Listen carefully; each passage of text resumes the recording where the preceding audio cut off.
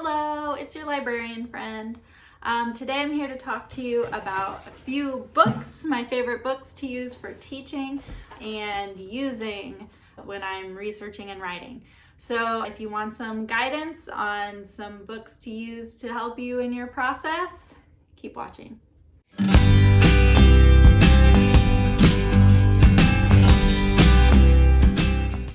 So these are the first two books I'm going to talk about. These are the two books I use when I teach my master's thesis writing course. They're always on the syllabus. They're super helpful. The first one is Andrew Abbott's Digital Paper. It seems kind of silly to me how his internet materials. It was written in 2014, so it's not like the internet was new then, but it's great.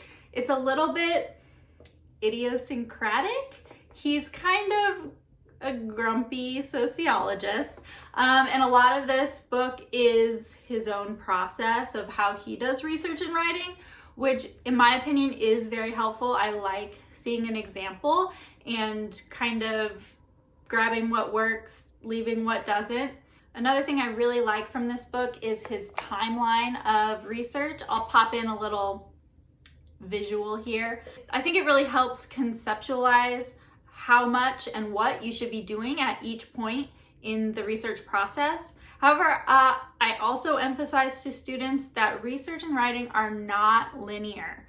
So in addition to using this image, I also use this image because research and writing are iterative.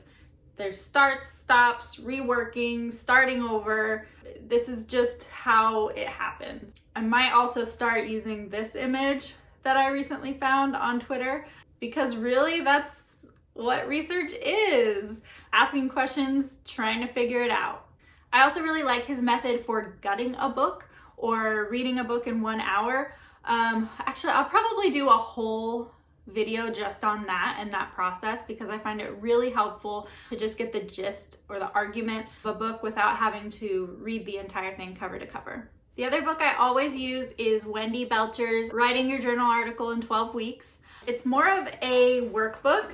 You can see mine has a lot of tabs, pages falling out. It's well loved. It gives you guidance for logs. Here, let me show. Oh, it's falling apart. You can read, write, reflect a little bit on what you're doing.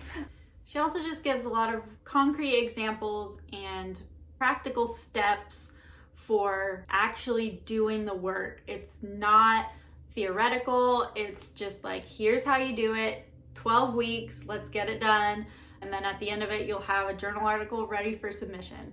So it's helpful for journal articles, of course, but also term papers, books, anything you're writing. There's a lot of really great help in there. The next two books are what might be considered more like classics, which there's good reason for. They're good.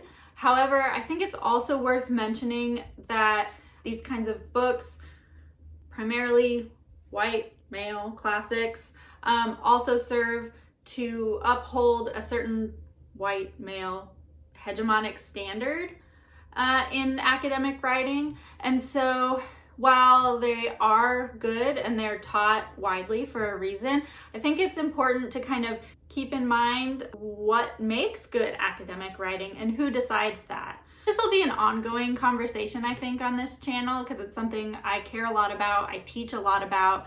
Also, I have a colleague who abhors Strunk and White's elements of style. Maybe I'll have him on sometime to rant about it. There is debate about all of these things. The academic world is changing for the better, I think.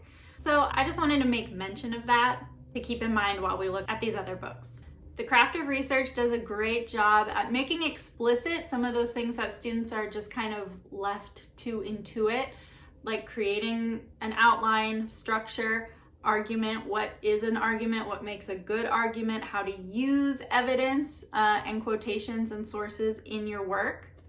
There's also some really good metacognitive stuff as far as what is research and how to define and refine a research question. It takes you from topics to questions, questions to problems, and problems to sources, and then shows you how to use those sources to answer your questions. It's also great to have on your shelf just as a reference to refresh your memory when you're doing your writing or starting a new project. The last book I want to talk about is William Zinsser's On Writing Well. This one has a special place in my heart. I read this for the first time, I think, either in high school or maybe my first year of college when I started out as a journalism major. It's kind of old-fashioned. It was first published in the 70s.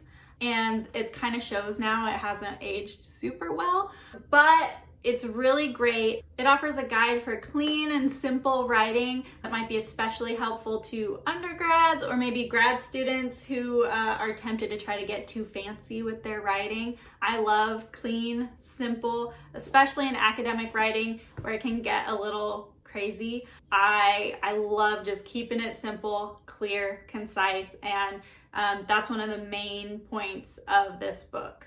So that's it for this video. My 4 favorite books for writing and research. I will leave WorldCat links in the description box so that you can see if these are available at a library near you. And leave a comment. I would love to hear what some of your favorite guides and books are that you found helpful for research and writing. Give this video a thumbs up if you learned something, and I will be back soon with more tips and tricks from your librarian friend.